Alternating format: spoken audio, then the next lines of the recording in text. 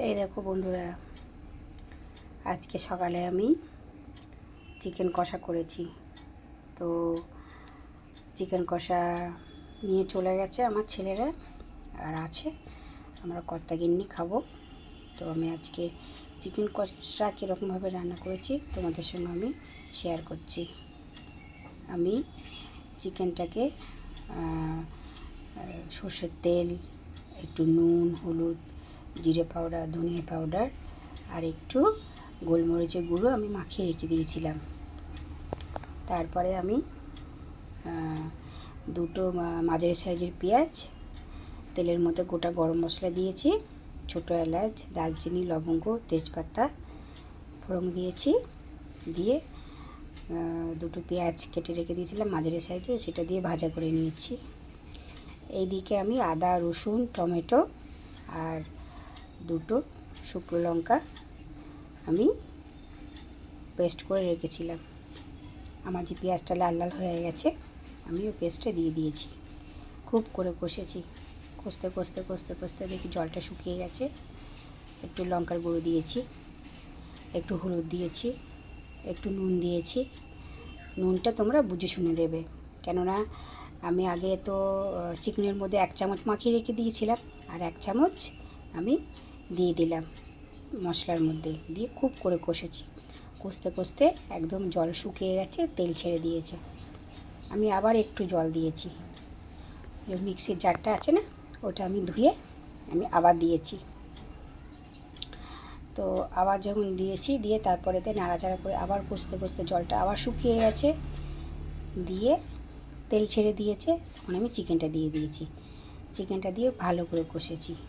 চিকেনটা কিন্তু দিয়ে না ধিমে আঁচে করবে না, গ্যাসটা একটু বাড়িয়ে রাখবে, তাহলে চিকেন দিয়ে জল ছাড়বে না। দিয়ে কোন দাঁড়িয়ে দাঁড়িয়ে কষবে, ওখান থেকে গেলে হবে না, কেননা গ্যাস তো বাড়ানো থাকে। ওই জন্য এদিক ওদিক গেলে ওটা পুড়ে যাওয়ার ভয় আছে। ওই জন্য ওখানে দাঁড়িয়ে থেকে থেকে একটু ধৈর্য ধরে ওটাকে কষতে হবে। কষে কষে দেখবে সামান্য একটু একটু একটু জল বেরোবে, বেরোতে বেরোতে ওটাই শুকিয়ে যাবে। তারপরেতে আমি কিন্তু তার আগে আমি আলুটা ভেজে রেখে দিয়েছিলাম, সেটা তোমাদের বলতে আমি ভুলে গেছি। দুটো আলু বড় বড় সাইজে 4 টুকরো করেছিলাম, 8 টুকরো, একটা আলু 4 টুকরো, দুটো আলু 8 টুকরো করে রেখেছিলাম, সেটা আলাদা করে ভেজে রেখে দিয়েছিলাম। দিয়ে চিকেনটা যাতে একদম জল শুকিয়ে গেছে, গিয়ে তেলটা ছেড়ে দিয়েছে, তারপরে আমি কি করেছি, আলুটা দিয়ে দিয়েছি। আলুটা দিয়ে একটু কষছি, আবার নাড়াচাড়া করে কষে তারপরে জল ঢেলে দিয়েছি। দিয়ে যে ঝোলটা ফুটে গেছে, আমি লো টু মিডিয়ামে আমি গ্যাসটা করে রেখে দিয়ে ঢাকা দিয়েছি। আমি 15 মিনিট পরে এসে দেখছি যে আমার আলুটা সিদ্ধ হয়ে গেছে, আর ঝোলটা আমার বেশ মাখা মাখা মতন হয়েছে। এইদিকে আমি একটা মশলা করে রেখেছিলাম। ওর মধ্যে কি দিয়েছি আমি, ধনিয়া পাউডার, গোটা ধনে, গোটা জিরে, শুকনো লঙ্কা, গোটা গরম মশলা, একটু গোলমরিচ দিয়ে আমি এটা ভেজে আমি রেখে দিয়েছিলাম।